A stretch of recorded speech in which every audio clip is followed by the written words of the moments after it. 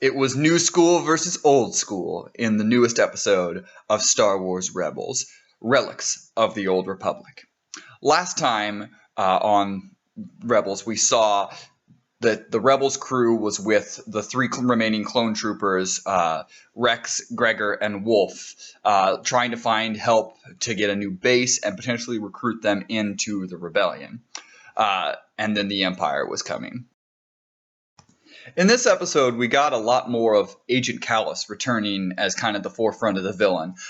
He kind of has moved to the background a little bit nearing the end of Season 1 as Tarkin and the Inquisitor and now Vader, and now the new Inquisitors probably are going to take a little bit more. So this was Agent Kallus leading the assault against the Rebels as they have located that these clones have seen the Jedi, and when they refuse to let them turn the Jedi over to them, they come down and drop 3 Imperial AT-AT walkers on them. And this was really, really cool to watch.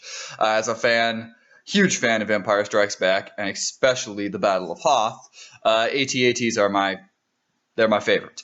So seeing them on the sand in this desert planet and then going into this sandstorm, chasing them down, was really, really cool. And that was the best part, and what led up this episode was this really was a battle episode. It was intense. It felt a little bit of maybe Star Trek II Wrath of Khan going into the sandstorm where they can't have any of the readings, and trying to outmaneuver them was something that we hadn't really seen in Rebels at all, as well as not much even in the Clone Wars as a whole. And it was really cool to watch Rex lead the way and help bring Kanan over some of his stuff. Obviously, he still has struggles with trusting the clone troopers, but the willingness of Rex to work with them really helps the way. So much so, as he said, as they're starting to fight, he's like, "We need you to, be our eyes. We have a Jedi."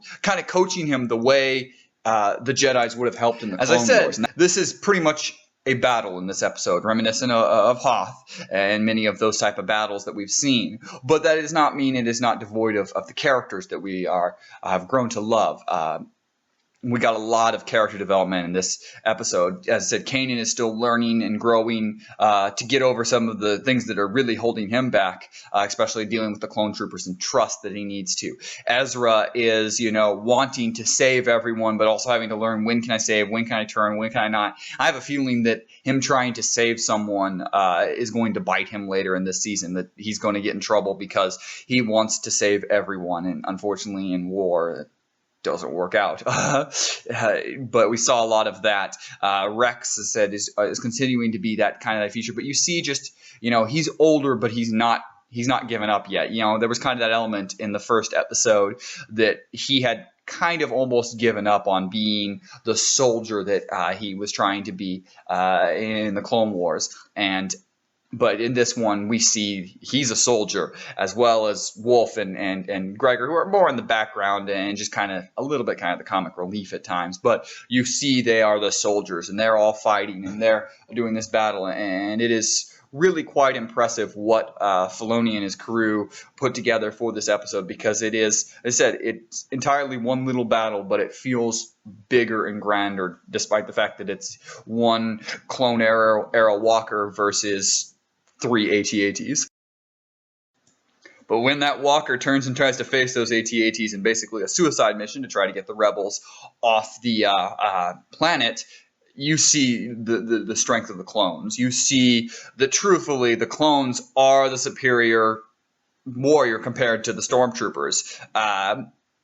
So much so that, Rex takes jabs at the stormtroopers multiple times throughout the episode, with good results. They're very funny. But you just see that these guys are willing to go completely all the way to the end. They're willing to die for it, which is coincided with later with the stormtroopers running, a lot of them running away. Kind of seeing that, these guys, you don't want to mess with them. Throughout the episode, we weren't really sure if we're going to get Ahsoka and Rex get to see each other again for the first time in many years.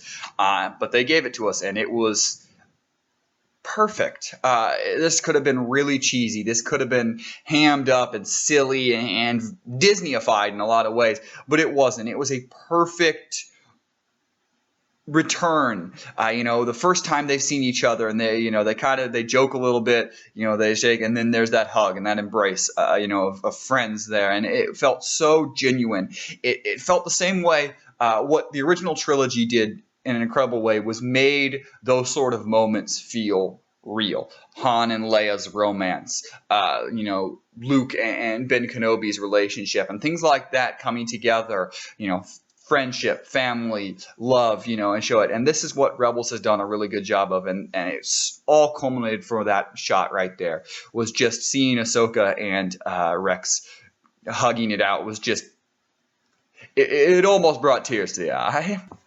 The big reveal at the end was that Fifth Brother is here, and he is coming to chase the rebels. So in the end, I really liked this episode. It's one of my favorites in the show, and it is definitely showing that this season is just building and is going to keep doing really great things. It finished off a lot of the things that I had problems maybe with the last episode, and just built and ended it with a great battle. So check it out. If you aren't watching Rebels, watch Rebels. So what do you guys think? Did you like this episode? What was your favorite parts, and what maybe you didn't like? Let me know in the comments below. As always, like this video, subscribe to the channel, and I am Shawn Redman, aka the cheesily named Darth Shawn, and may the Force be with you. Always.